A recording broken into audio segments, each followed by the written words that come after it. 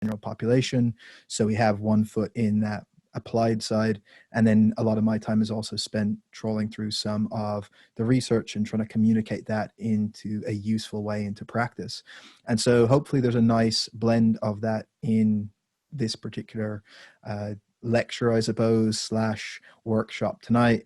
And if I don't cover anything that you would like covered, please make sure to ask a question either in the chat box so one of the guys can ask at the end, or I'm happy to be around afterwards too.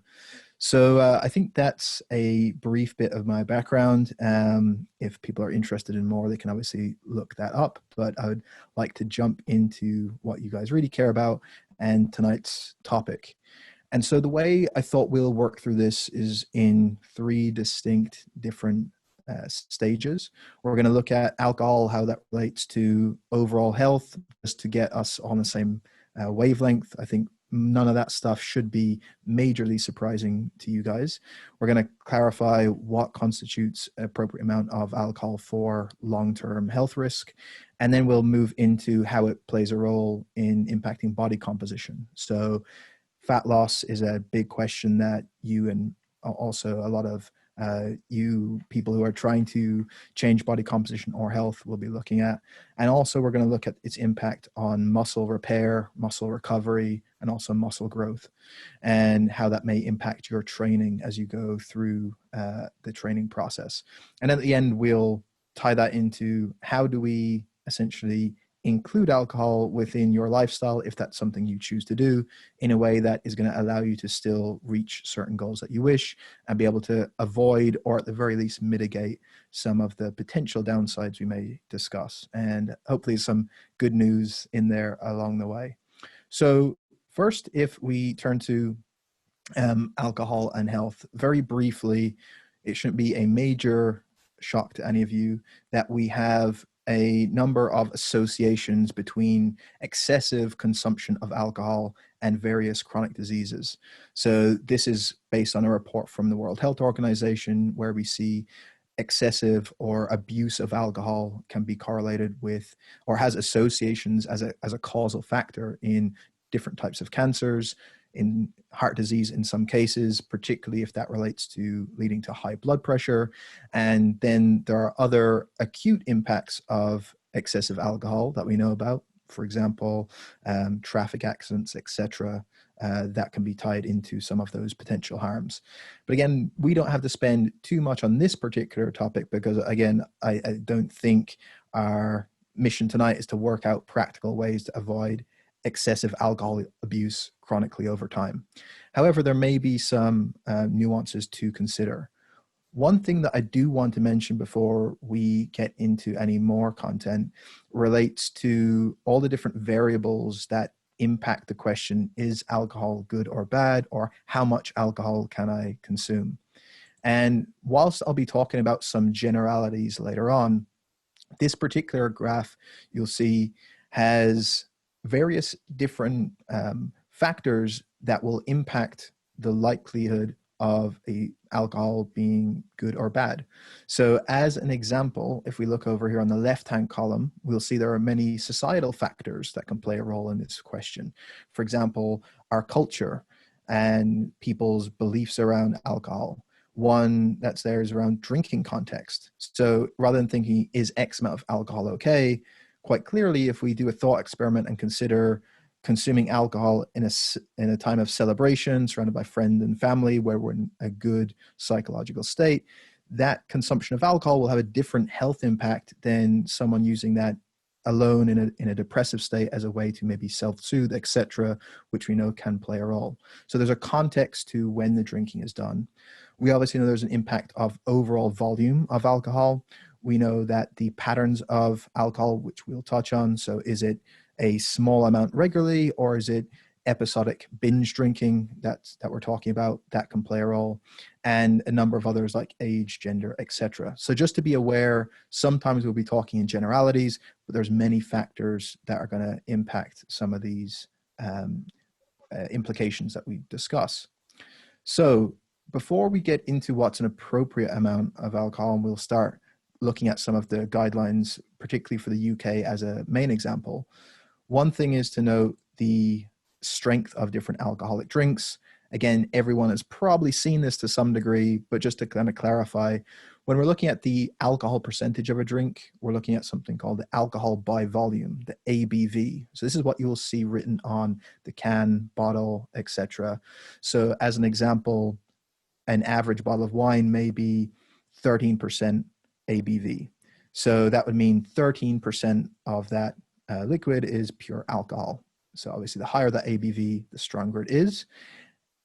Therefore, why a pint of cider has a lot more alcohol than a pint of vodka, because the ABV is much higher for a something like vodka, say about 40%, versus 4 or 5% for that cider. So just to be aware, this is not something you necessarily need to remember, but this is where some of those recommendations are going to come from around appropriate amounts of drinking. So within the UK, you have probably heard the idea of what is a unit of alcohol, and X amount of units is appropriate per day or per week. Now, within the UK context, 1 unit is typically relates to an amount of alcohol that, or amount of an alcoholic beverage that equates to 8 grams of pure alcohol.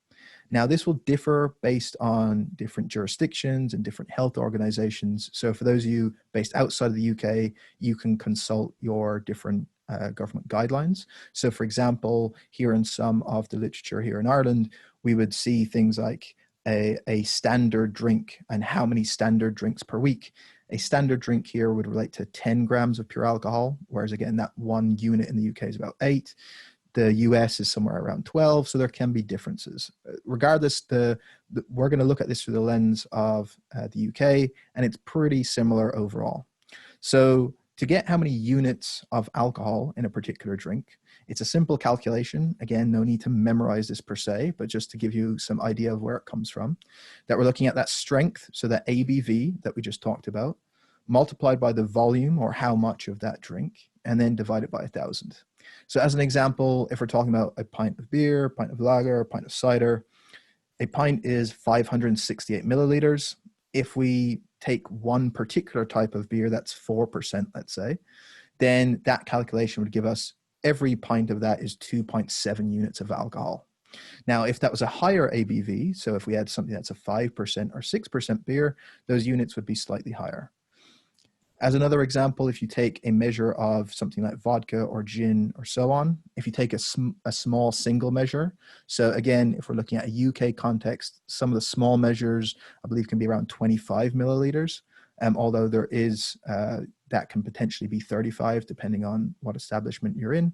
The smallest measure you can get by comparison here in Ireland is 35.5 milliliters. So again, there may be some variation based on where you are. But if we're talking about a small single measure in a UK context, about 25 milliliters, hence why we have 1 single unit for a small single shot of vodka, gin, etc., with an ABV of 40. So just an idea of where these units come from. Now, what's practical to know is, how does this relate to how much is an amount of alcohol that can be consumed safely on, let's say, an ongoing basis that doesn't correlate with increased chronic disease risk or detriments to our health. So right now, with the health guidelines in the UK from the Chief Medical Officer's guidelines, we have keeping alcohol consumption under 14 units per week is what is advisable. Once a consistent intake is going beyond 14 units per week, you have increased risk of some of those chronic diseases that we mentioned earlier, or poor health because of that. So trying to keep below those particular time points or those consumption points.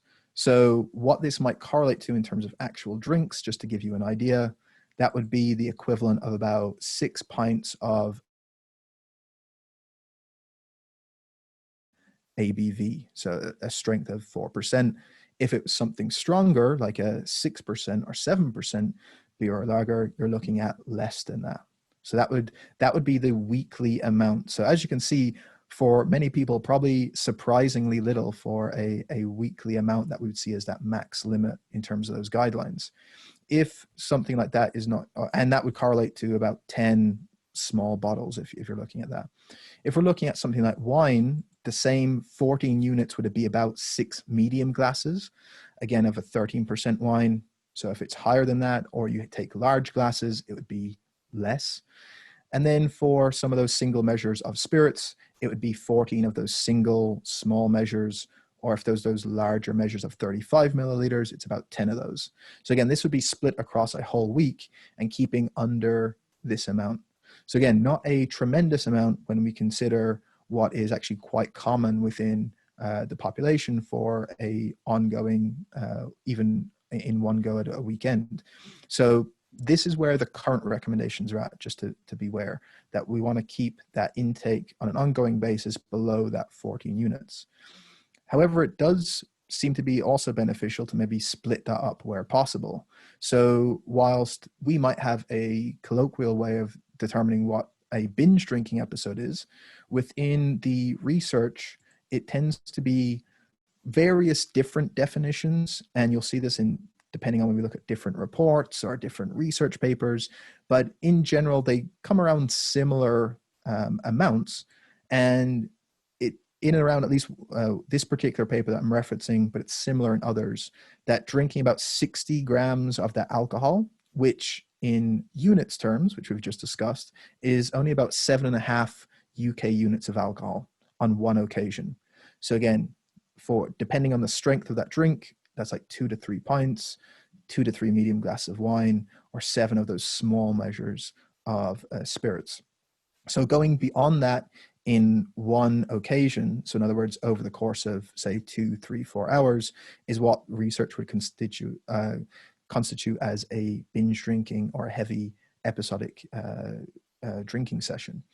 Now, there's others that, like I said, have different definitions, but it comes out pretty similar. So the National Institute on Alcohol Abuse and Alcoholism puts theirs something that would equate to about 5 drinks for the average size male, 4 drinks for the average size female within a 2-hour window. So regardless, we're getting something that many people may not see as that crazy. It is what we're defining as a binge drinking episode. Now, where we have clear associations between an ongoing higher risk of if every week someone is consuming more than 14 units consistently, with binge drinking, there's kind of 2 things that will relate to poor health here. One is in what frequency does that occur? And then also in what dose? So someone could have episodes of binge drinking, but if they do that a couple of times a year, that's very different to doing it every Friday and Saturday, for example. Again, nothing that we wouldn't intuitively know. Similarly, going beyond that 7.5 units, in this case, having 6 drinks would be a binge drinking episode, but also that's obviously not going to be as bad as having 12 drinks in that particular occasion. So again, be aware that some of these definitions can be arbitrary, and we still have to think about how frequently and in how much are these being done. But we do see both health downsides in the long term to let's say a relatively high frequency of binge drinking, or someone who maybe doesn't binge drink but drinks more continuously, but is going above that threshold of about 14 units. And once it goes beyond that 14 units, we're probably looking at what's called a dose-response relationship. In other words, the higher you go above that, the higher the risk goes. And again, that isn't maybe too surprising. So with that, people are probably asking, well, is there any good news? And one of the things that often comes up is, well, isn't some amount of alcohol good for health? Or I heard there's certain studies that said a low amount of alcohol can be beneficial. And one of the ones that often gets talked about is heart health and this cardioprotective effect, particularly when people talk about red wine. Now, there is some data that suggests that red wine and alcohol more generally can have some benefits for certain associations with long-term health. So for example, in one big paper, they found that for non-fatal heart attacks, they were reduced for people who had a relatively low to moderate consumption of alcohol versus people that didn't. So there was this beneficial effect to having some alcohol intake or being a drinker versus a non-drinker. However, in that same study, they found that dose-response association. In other words, the more you drink beyond that limit we mentioned earlier, the higher your risk of things like stroke, other coronary diseases that are not those non-fatal heart attacks, and a non-fatal heart attack obviously just being one that you don't die from. So heart failure, fatal hypertensive disease, so diseases related to high blood pressure, and then aortic aneurysms. So all these things had higher risks with the more someone drank once it went beyond a certain threshold. So what was that threshold? In this particular study, they found it was around 125 milliliters of alcohol. And if we equate that back to UK units, that was about 12 units per week. So again, fitting in with those guidelines we saw from the UK's chief medical officer's guidelines of keeping it under 14 or having that as a limit. So within this parameter of under 12, there doesn't seem to be that same dose response association. As soon as we go beyond 12, for every extra amount of drink someone on average consumes, their risk is increasing. Again, and this is on a long-term ongoing basis, as opposed to if we do this 1 week, you're not going to see some sort of dramatic lifelong effect on some of these health markers. So again, these are averages over the long term. So if we're looking at long-term sustainable habits, rather than saying, I'm never, ever going to drink, and then going through periods of having really heavy drinking, we're still thinking about what is the average we're going to have over time that can fit in someone's lifestyle, and ideally keeping it below some of these thresholds. Now, what might be useful to consider is some of the sex differences. And this is a common question of, is there differences here between men and women, both in the recommendations or how it may influence some of these risks or what we need to consider? Now, one of the interesting things that we see is we'll talk a bit more about the metabolism of alcohol a bit later on, so this will make a bit of sense. But one of the things that we use to break down alcohol once we take it into the system is this enzyme called alcohol dehydrogenase. And women seem to produce less of this particular enzyme. And not only do they produce less of that, so some of it is in the liver, and they produce less of it there, but there's also some that's located in the stomach. And men have a very highly active form of this enzyme, meaning it's working a lot more in the stomach. And so if men have more of this highly active form of this enzyme in their stomach, and they also have a higher amount of it in the liver, that means they can reduce the amount of alcohol absorption into their bloodstream.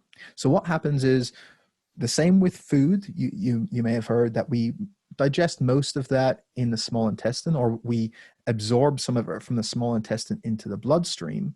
So before it gets to the small intestine, it's going to be in the stomach. Now, if we have this enzyme that's breaking down alcohol in the stomach before it gets to the small intestine, that means a decent amount of the alcohol is getting broken down in the stomach of men. That's not going to be occurring in women, and therefore less of that alcohol is going to end up in the bloodstream. And so because of this lack of an enzyme in the stomach and lower activity in the liver for women, what ends up happening is women on average are going to absorb more alcohol into their bloodstream. So in other words, they're going to have a higher blood alcohol concentration than men for the same amount of alcohol consumed. Now, again, this doesn't necessarily mean on an individual basis that every single woman versus every single man is going to have this comparison, or that for a certain amount of alcohol, a greater degree of intoxication will be in a woman versus a man. It's on an average level, not on any individual level. But we do see differences, hence why on average, for the same amount of drinks, intoxication will be reached earlier, or why there may be more negative symptoms afterwards. And one of the things we see in the long term, kind of interestingly, which may relate to this, but there's also other factors, is that while on average alcohol abuse and heavy drinking and alcohol related disorders tend to be a lot higher in men, the risk of damage to organs and severe organ damage from like chronic alcohol abuse over the long term tends to be more severe in women, at least when we match the amount that they've consumed over a certain period of time.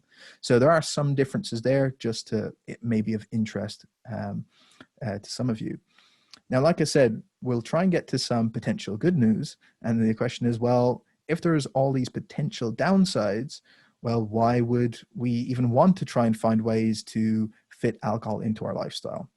Well, it's clear that there are some benefits, and there's three maybe four that we can think about. So first of all, there's a clear social impact of alcohol. We use it within social occasions. We use it in times of celebrations. We use it in times of bonding with friends and family. We can use it as part of within a cultural context, depending on where our background is. Sometimes it's used within religious ceremonies, etc. So there's all these impacts that relate to things that in the long term are beneficial for our health. So having good social connections, having times where you're enjoying yourself and relaxing, these are not trivial things that we can just easily dismiss and say everyone needs to be teetotal, right? For the same reason, psychological impacts. There can be benefits to people being able to relax at certain times. And if they like using alcohol as part of that routine, that can be beneficial. And it can tie into either the social impact or just as a way to de-stress.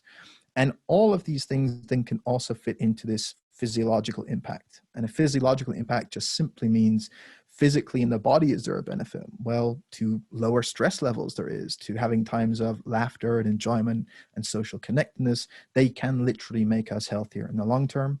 And then, like I said, additionally, we do have some kind of associations that would suggest people who have small amounts of alcohol that aren't these chronic intakes and aren't real heavy episodic binge drinking, then there can be some potential benefits to that. So these are things that are worth weighing up rather than saying we're going to completely throw all this away. So the question is, how do we, for the most part, kind of fit within a healthy, those healthy guidelines whilst also getting some of these benefits from that? And we'll revisit this perhaps towards the end, particularly if people have questions.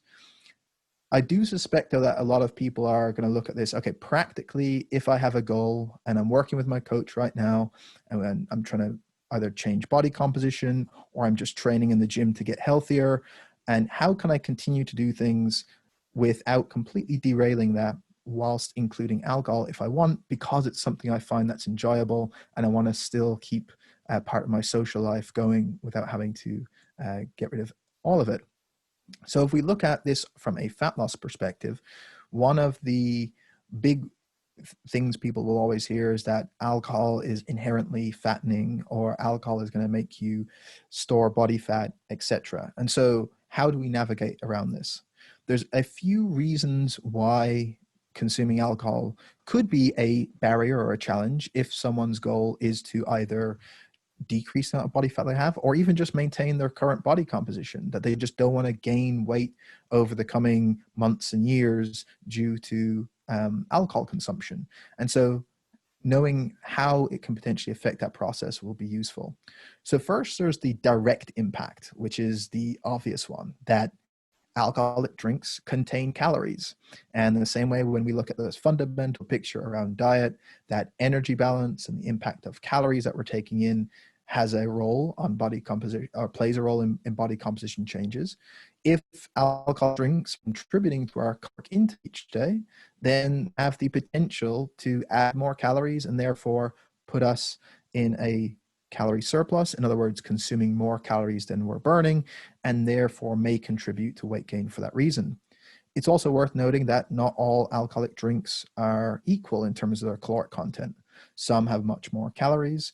Also, some of these are going to have more carbohydrate and sugar. So, for example, you'll see here a shot of clear spirits like vodka or gin on its own is roughly about 100 calories. If you were to mix that with, let's say, a soda water or a diet mixer, you're going to keep it around 100 calories.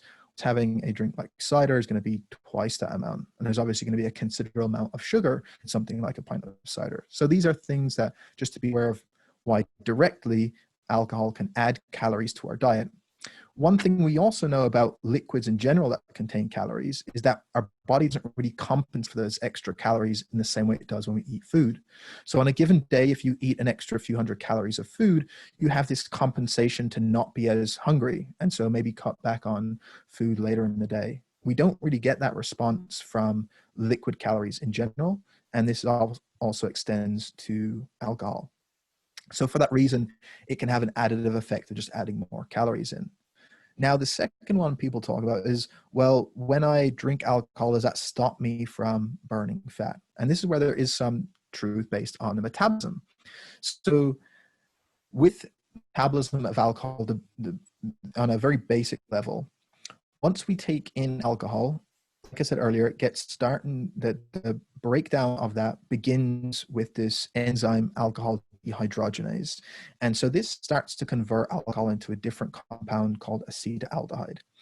And acetaldehyde is, in fact, the kind of toxic compound that is responsible for most of those negative symptoms that we associate with alcohol. So when we start feeling sick, or we get a headache, or we have hangover symptoms, it's from a buildup of acetaldehyde as opposed to alcohol per se. And so this has to be then converted into acetate via another enzyme before it's cleared from the body.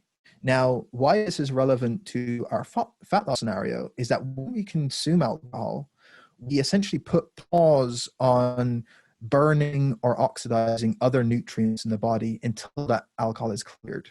So if we have, for example, fats or carbohydrates that we've consumed and they're in the body, rather than burning them up and using them for energy as we normally would, we kind of put a pause on that until we've cleared the body of this toxin. So it's not that alcohol is stored directly as fat. In fact, it's not stored at all. We don't have an ability to store it. But until we get rid of all the alcohol, our body is going to store those other fats and carbohydrates primarily that are in the body from the food we're consuming.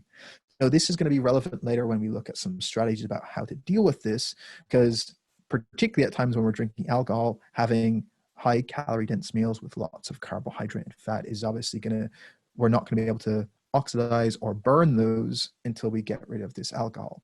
So it puts pause on this fat burning, and then other nutrients are getting stored. So it's not the alcohol that gets stored as fat directly, but it's just allowing other nutrients to get stored as fat until we clear alcohol from the system.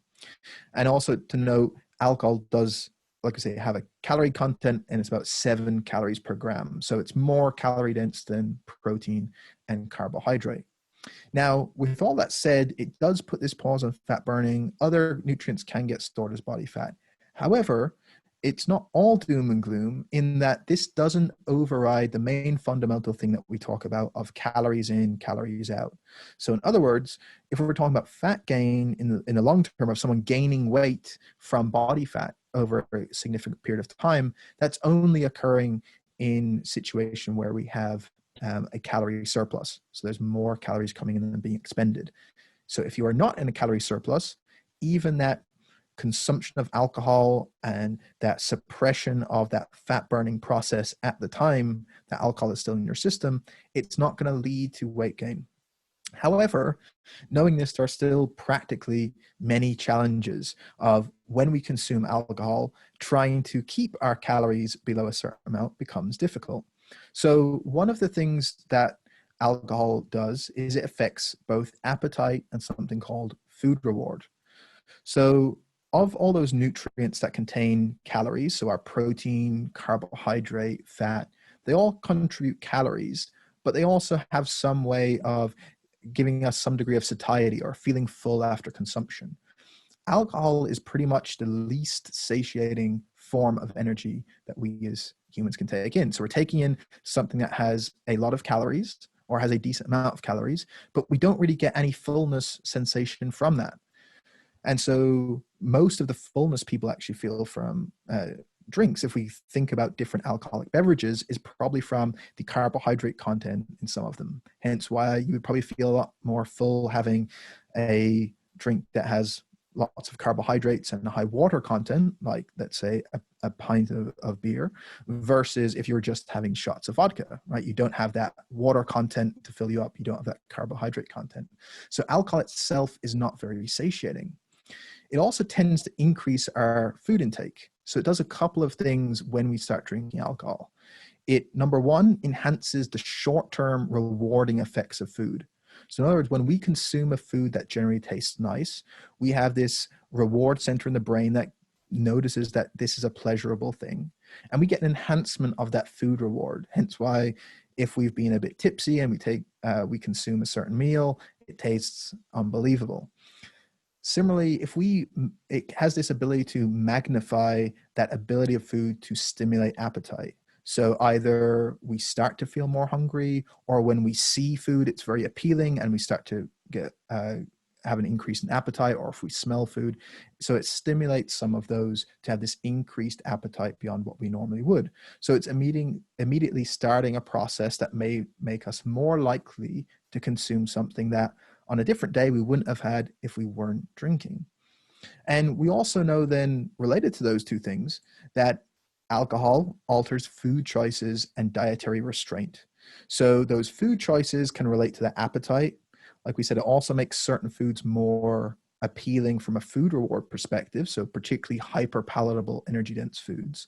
But then in a psychological perspective, it also decreases our inhibition around food, where our restraint of saying, that would be nice, but I don't really particularly want that meal, a lot of that can go out the window, which is oftentimes when we are tipsed/drunk, we get to a point where we are not are going to be more likely to reach for very energy dense foods, and the classic go drinking and have takeaway afterwards.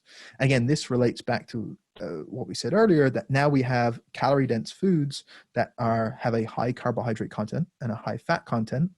And so if we're doing that whilst alcohol is in the system, those nutrients are going to get stored until that alcohol has been metabolized. So there's all these potential barriers as to how alcohol may play a role in making either weight gain more likely through overconsumption, as well as maybe making fat loss phases more difficult depending on how much alcohol is consumed.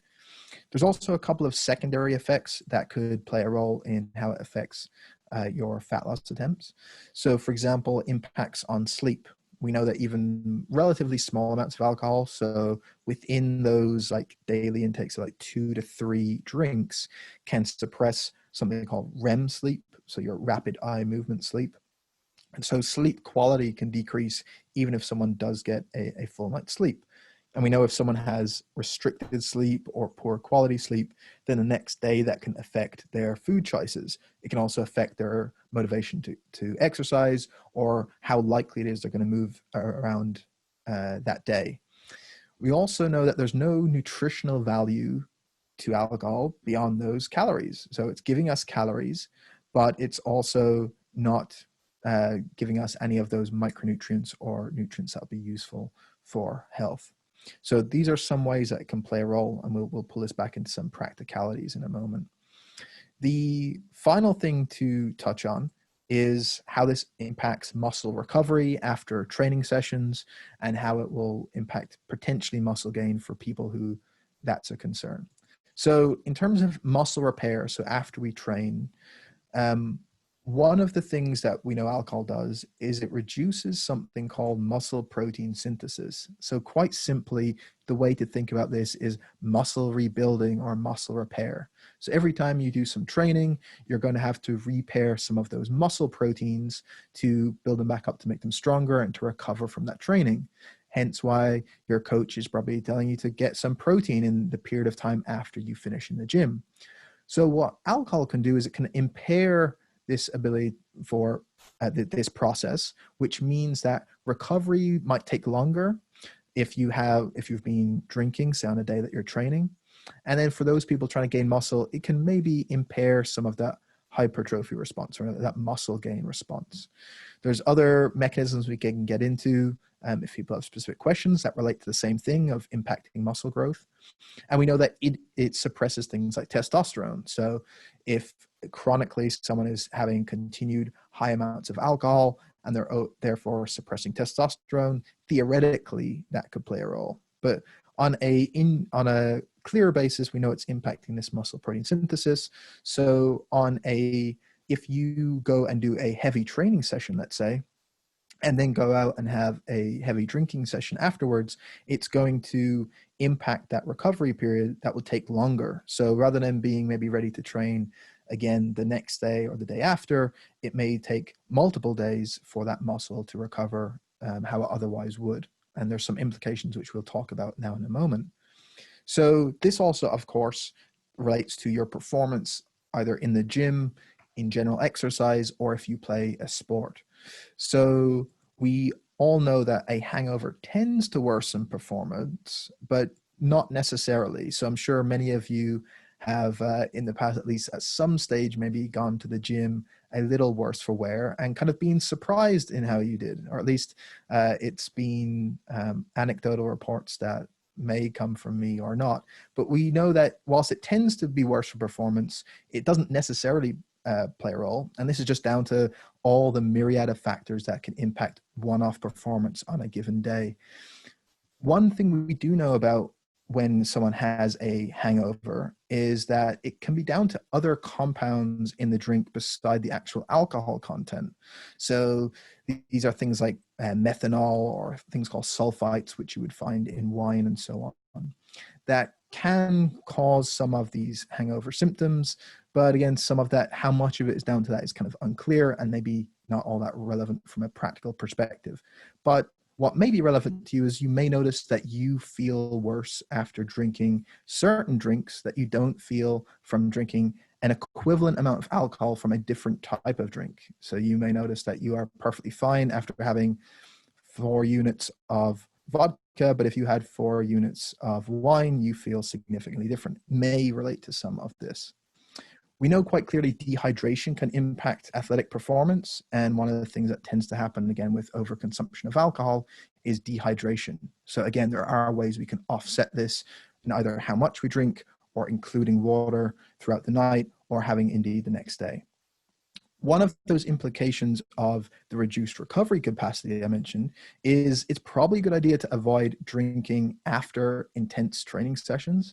So again, this may not always be possible, but the idea of, okay, I'm going to go out drinking tonight. So in order to offset some of that, I'll go and do a real heavy training session in the gym. And then that'll kind of free me up to be able to go in and drink by feeling a bit less guilty about it. It actually may be a bit better to kind of separate some time between that training session and when you go and drink.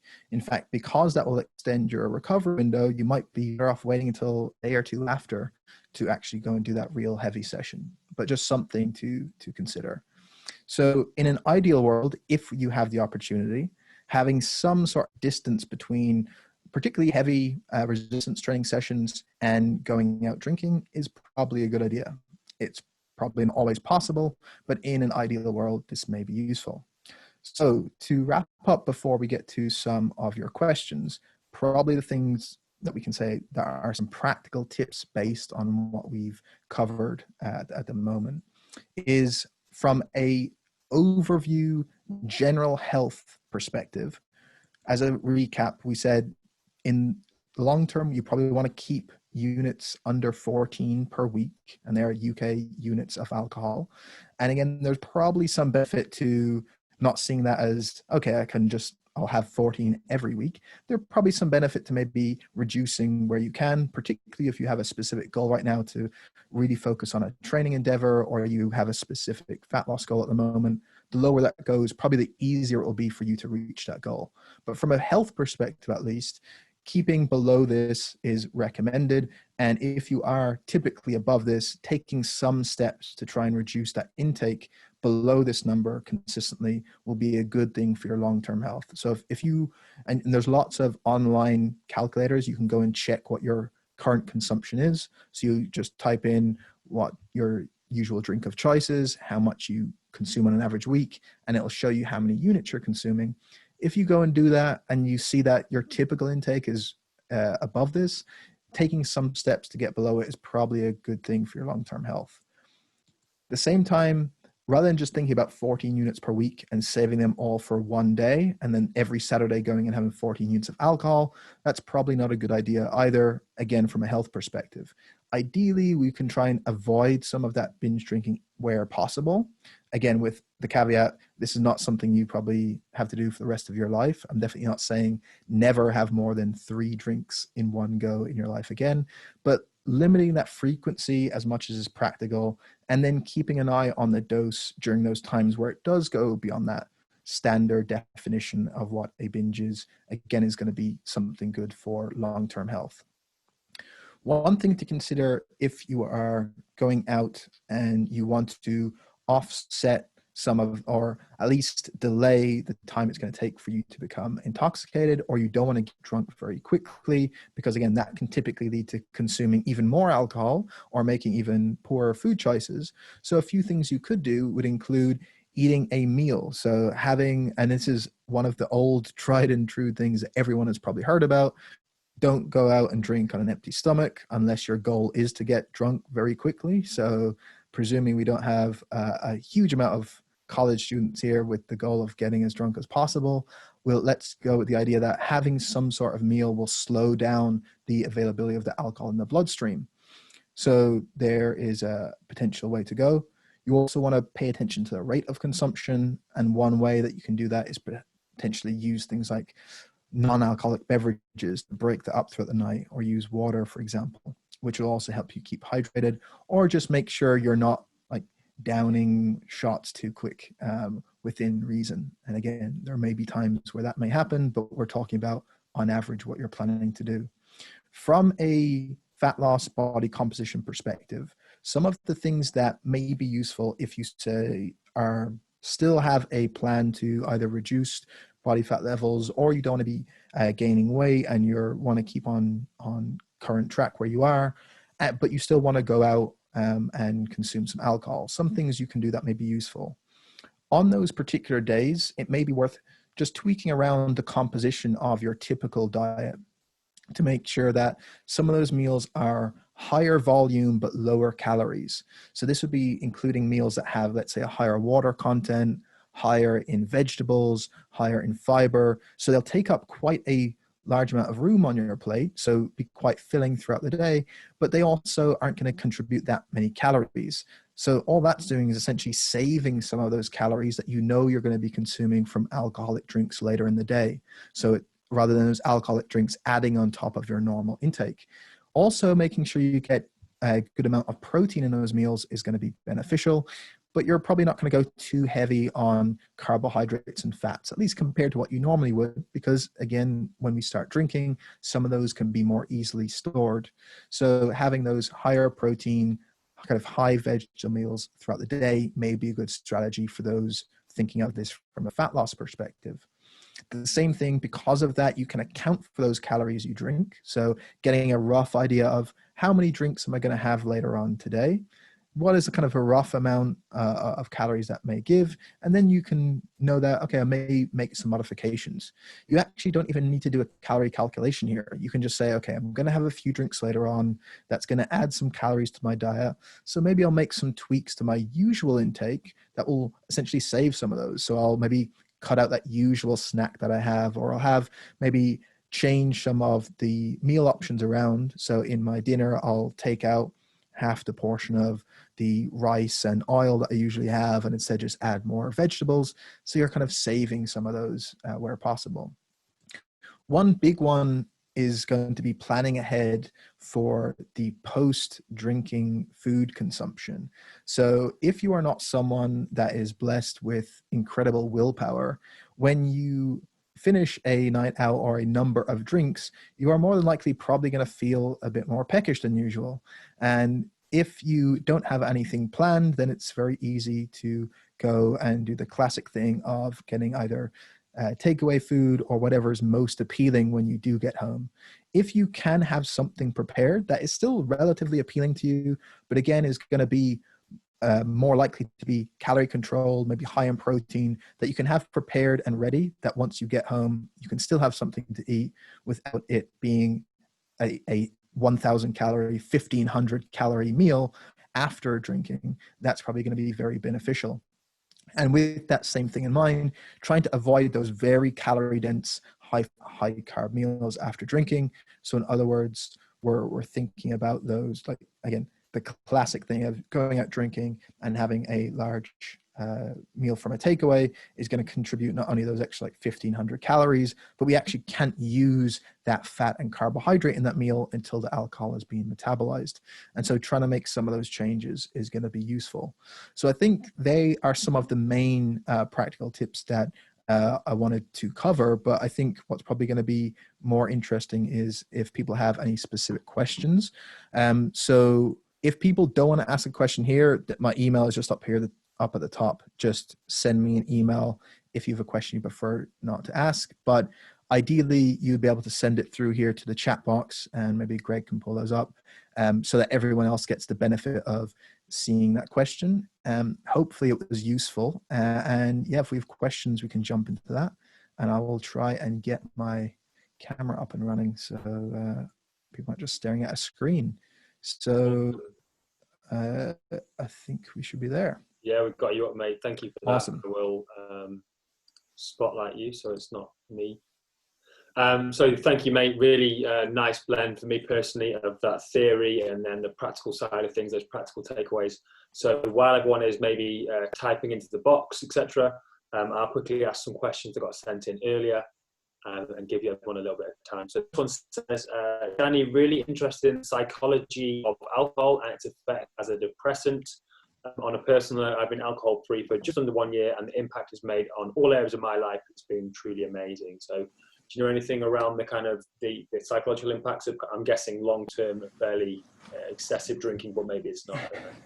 Yeah, I probably can't comment too much without stepping into the realm of like psychology and sociology here. So what I do suspect though is it's likely kind of bi-directional, and it's not just that, okay, drinking is going to cause certain depressive symptoms. It's probably kind of working in that opposite direction as well. That, like I said, that context kind of matters of what psychological state we go into it, either a period of drinking on one episode or a longer period of time is probably going to relate to exacerbating those symptoms. And again, purely anecdotally, I think most of us can probably relate to points in time where we were going out in a really good mood and had a really good time with alcohol versus those times we started drinking after a really bad breakup. They don't feel the same, right? So I think there's probably a bit of bidirectionality of it. There's probably some genetic predisposition to that as well, of some people may have a closer relation between alcohol abuse and then leading that into depression, anxiety disorders, etc. But how those work and which way around they work, I'm not entirely sure. I would suspect it's kind of a bi-directional thing. Cool, thank you, mate. And then I've just got a second one here as well. It says, is there a link between alcohol and sugar? Since I've stopped drinking alcohol completely, I've developed a liking for sugar that I didn't have before.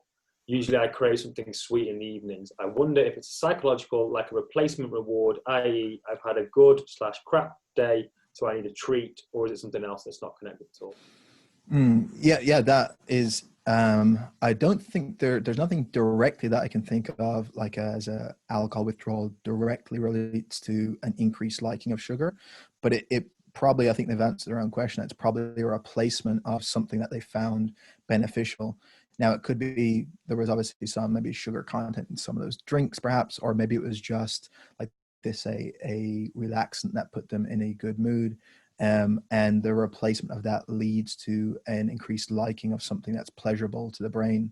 And then, I mean, most people can report things similar to this in other areas on smoking cessation, for example. And oftentimes people report an increased appetite or particular wanting for certain types of foods as well in that acute withdrawal phase after or cessation phase after stopping smoking. So it likely something similar there, but nothing like physiologically that I can think of that would be directly causing that.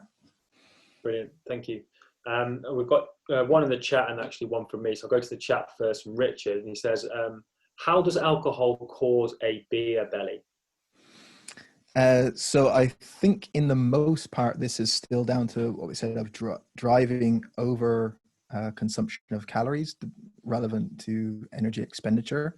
And there's a number of mechanisms that we showed, whether that's increasing appetite leading to more alcohol consumption, whether it's storing those calories whilst we metabolize alcohol, over consuming food whilst drunk.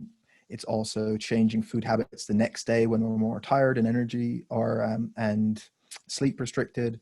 it's changing probably exercise routines. So most of them is driven by just a caloric excess causing accumulation of body fat in general. There may be some other things that we do know going on with, for example, accumulation of fat around the liver in particular, which is different to just someone gaining some subcutaneous fat. So you have accumulation of liver fat with heavy drinking. So that's why you tend to see those causal impacts on like liver diseases and alcoholic fatty liver disease, things like that. So there's accumulation on the internal organs there as well for those reasons. And that's where the metabolism of alcohol is taking place. So that's why the liver gets a pretty hard time of it. But that's how I'd answer that, I guess. Brilliant, mate. Thank you. One from myself, quite, I suppose, selfishly. When we're working with clients, and hopefully this will be useful for maybe people listening, I'm really thinking of somebody who I'd say is like an alcoholic drinking 2 bottles of wine a night, but somebody that probably drinks, let's say, 2 or 3 glasses a night, and they probably know for their goals they should drink a little bit less. Have you found any practical ways of helping people to just reduce that, as opposed to going, cold turkey or 14 units, whatever it might be? Have you found any practical solutions in helping people reduce? Yeah, so like I think as with most things, even with diet, I think there tends to be like 2 very different personality types of what works well, in that some people will prefer to not have any for multiple days so that they can have that bit more in those times that they have.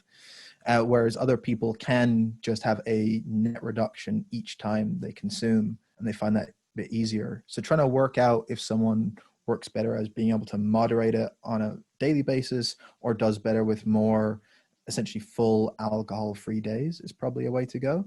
I think beyond that, you're looking at just trying to trial for a while what is the most kind of tolerable reduction possible first, that they're very confident of being able to achieve. So if something just looks on paper, okay, this is going to be too difficult for me to do, it's probably not a good recommendation. So even if it looks such a small change that it's not practically going to make any difference, for this week, it doesn't really matter. The goal is just to have some reduction, but also set a target that's still very achievable. And also importantly, that the person doing it feels it's achievable. Like most of the stuff you see in behavioral change science is that there needs to be like that sweet spot of feeling that that person has an internal locus of control. So they have an ability to make that change, that it's something they can do, and they are have the ability to do it. They have the competency, they have the self-efficacy to make that change. So trying to find, okay, where can we compromise here, and what is an amount that you think you can probably do this week that's kind of below where we're currently at, and then over time try and work through that.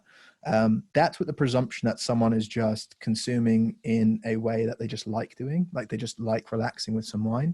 Yeah. If it's for some other reasons that are driving that, then that would obviously be a different kind of intervention and how you'd go about it. But I hope if that answers it in some way. Let me know if it doesn't. No, it did. I think I was kind of thinking that anyway, in terms of maybe the reduction itself doesn't make a meaningful difference, but actually just proving to someone that they can reduce it at this time might be the catalyst that helps them further reduce it over time. It's kind of how I think taking also stock of what that gives that person, as opposed to just removing it.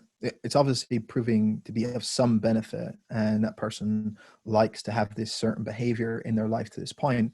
So being able to really get detailed of why is this thing beneficial to them, what do they enjoy about it, what is it giving them, and are there other things that can replace at least some of that positive emotion off the back of it. And that's the same you'd probably try and do with any change. We don't want to just restrict things out. If it's giving us some sort of positive emotion, can it be replaced with something else in some way? And that might be worth doing, and kind of, again, in collaboration with that person, as opposed to just arbitrary, just don't drink.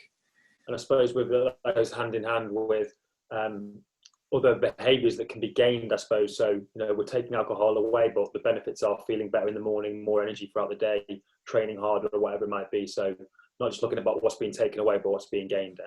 Right. Yeah, and being able to remind people of that and be able to take stock of those. Yeah. Cool, brilliant. So two more questions coming on the chat, which is great. So we've got, can eating healthy, drinking plenty of water, being physically active, offset a large amount of alcohol intake? Now, I'm going to take this as a one-off event and not just can somebody do all the other things really well and get away with drinking loads of the time, because we've kind of shown that that's not really possible. Right. So in that more kind of acute, maybe a 1 day or so, what are your thoughts with that, Danny? This probably goes across the board for most things that can cause a negative health impact acutely. That if you have a better baseline of generally being healthier, generally having better cardiovascular health, better body composition overall on average, those things will probably mitigate or offset some of the negatives. So it'll still be a net negative, but you may not be as profoundly negatively impacted. For example, if someone is, if we take the example of, let's say, eating a large meal of lots of carbohydrates late at night. We know that has this pronounced increase in blood sugar for people. However, someone who is pre-diabetic or who has type 2 diabetes is going to be more negatively impacted by that late night eating episode than someone who has normal glycemic function, is generally fit and healthy, and has overall good diet. So they're just a bit more kind of robust to that. It's the same way we're seeing probably now with this pandemic. Everyone can potentially contract the virus and have negative symptoms from it, but on average in all population, being generally more fit and healthy overall can have offset some of that, or at least decrease some of the risk profile to it on an average perspective rather than individual.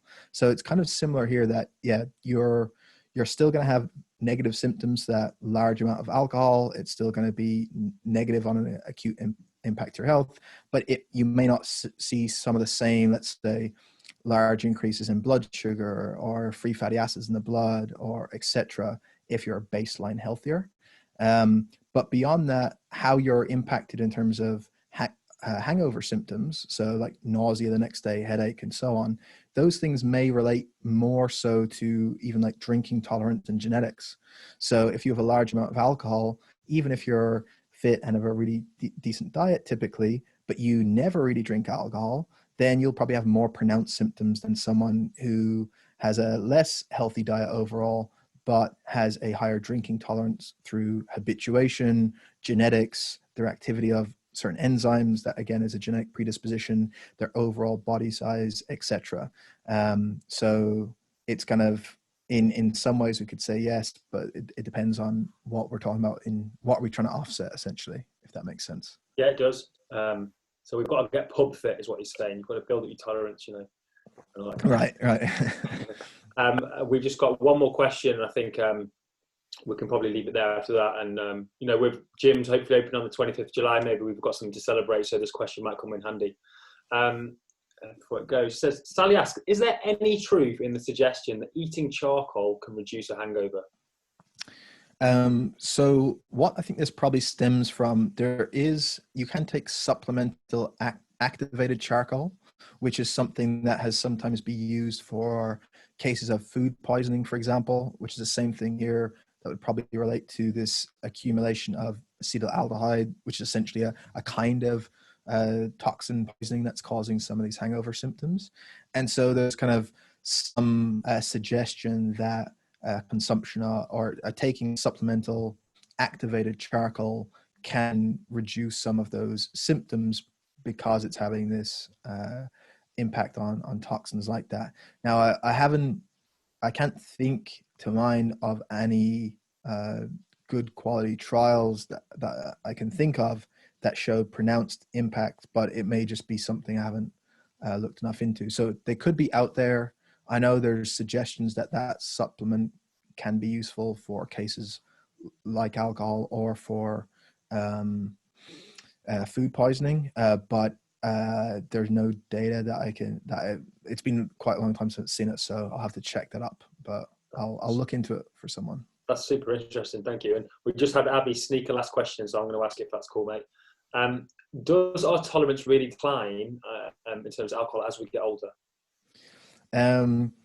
I think this would probably relate to, could be changes in some of those enzymes like alcohol dehydrogenase. The activity of those may decline with age, and so therefore the amount of drinks that it takes to get intoxicated, and therefore the effects off the back end can probably be more pronounced.